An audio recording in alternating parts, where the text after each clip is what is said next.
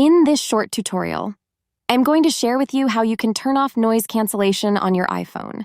Noise cancellation means that you hear better when you're holding the receiver to your ear in certain noisy environments.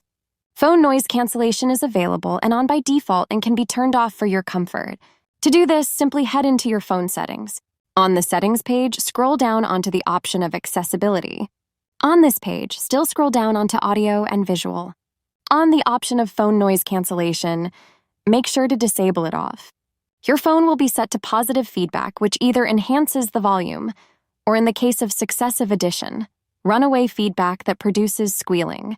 That's how easy it is to turn off noise cancellation on your iPhone. If you have any questions, just let me know in the comments section down below.